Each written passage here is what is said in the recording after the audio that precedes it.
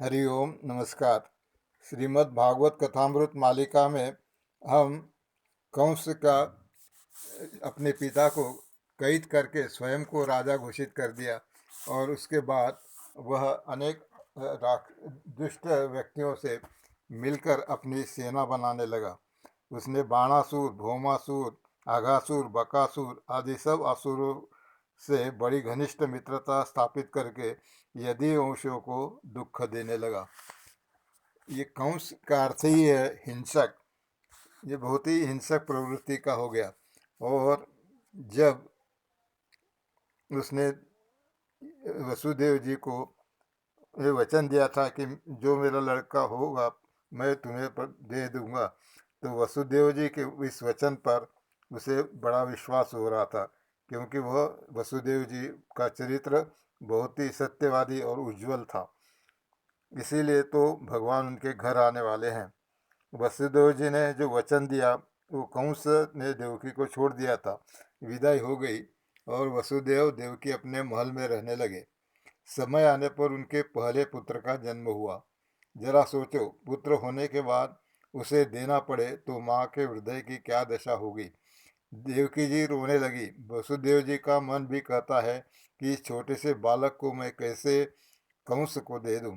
लेकिन देखो, वचन पूर्ति का धर्म निभाने के लिए ये छोटे बालक को कंस के पास ले जाकर कहते हैं कि अपने पूर्व कथनानुसार हमारा यह बच्चा मैं तुमको देता हूँ।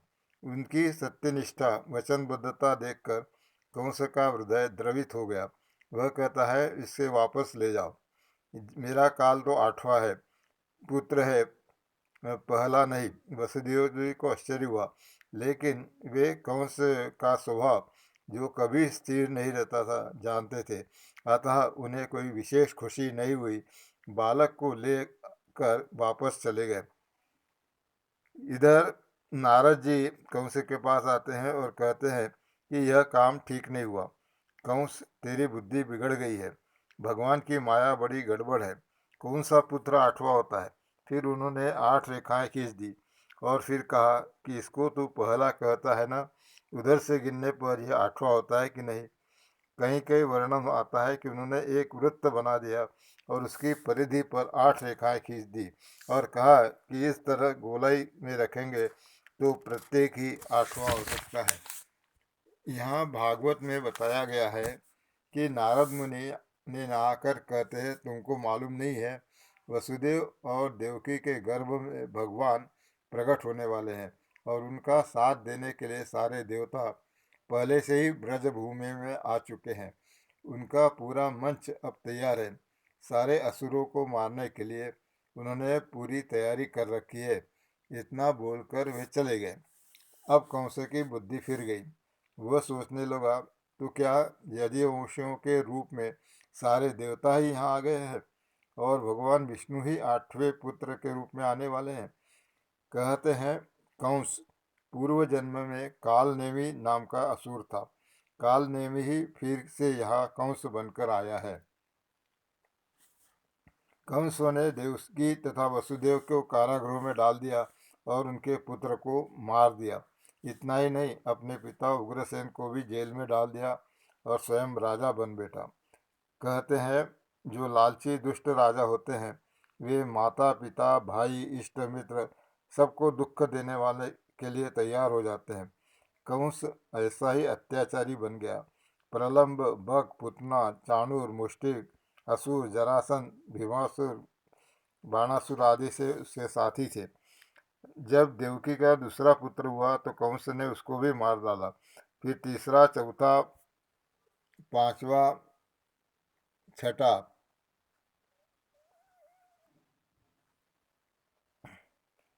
6 पुत्रों को उसने मार डाला। अब भगवान ने अपनी योग माया से कहा कि देवकी के 7वें गर्भ में शेष भगवान है। तुम ऐसा करो कि अपनी माया से उस गर्भ को खींचकर वसुदेव की दूसरी पत्नी रोहिणी जो गोकुल में है उसके गर्भ में स्थापित कर देना। गर्भ से खींच लिए जाने के कारण कर्षणात उसका नाम संकर्षण होगा, उन्हीं का नाम बलराम भी होगा। माया तो भगवान जैसा कहे वैसा ही करने वाली है, सो माया ने वह कार्य कर दिया।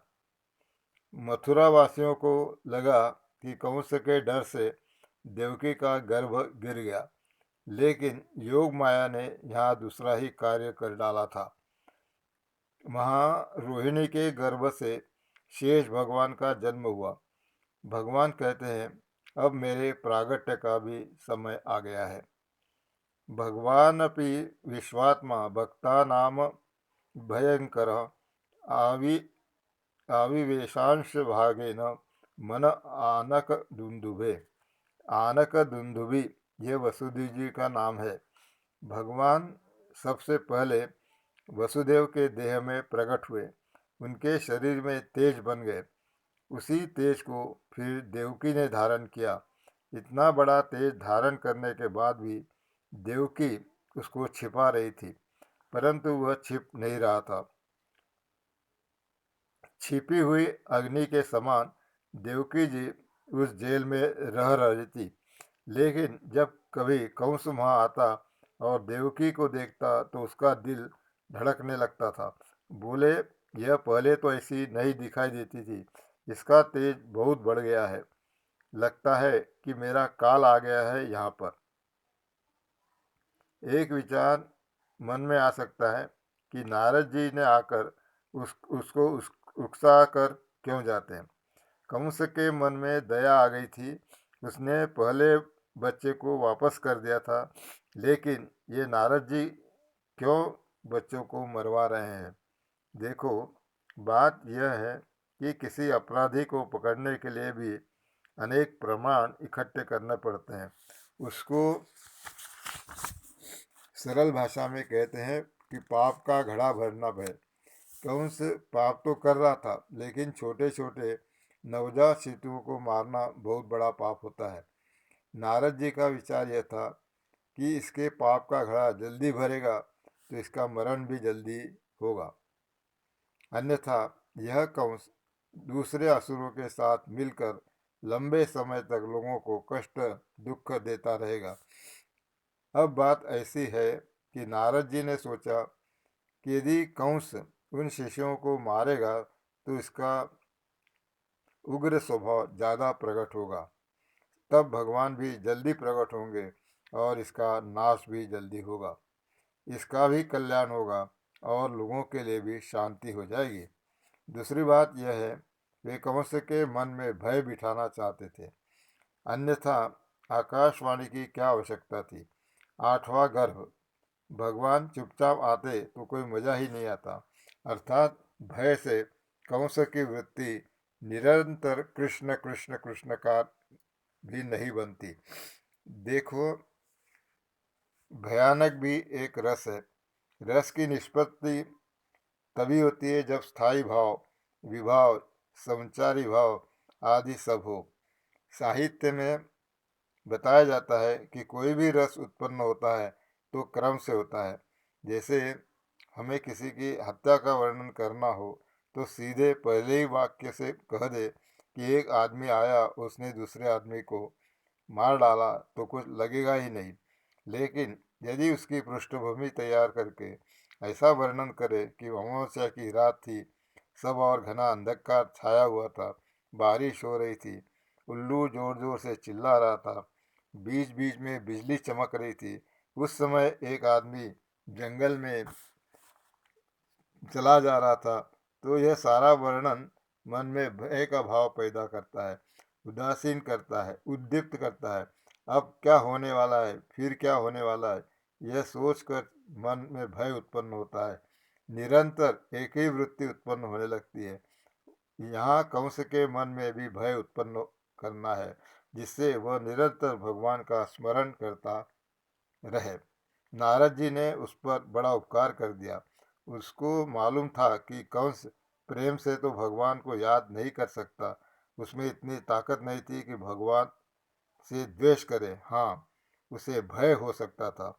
यह श्लोक हम पहले भी देख चुके हैं कि काम से, क्रोध से, भय से, द्वेष से या किसी भी भाव से भगवान का स्मरण करे तो उससे भी मुक्ति हो सकती है। इसीलिए नारद जी ने ऐसा काम किया और इसीलिए आकाशवाणी भी हुई। परंतु इसका यह अर्थ नहीं है कि हम भगवान से भय द्वेष करें। सबसे अच्छा है भगवान से प्रेम करें और हम प्रेम से करेंगे तो हमें मुक्ति मिलेगी।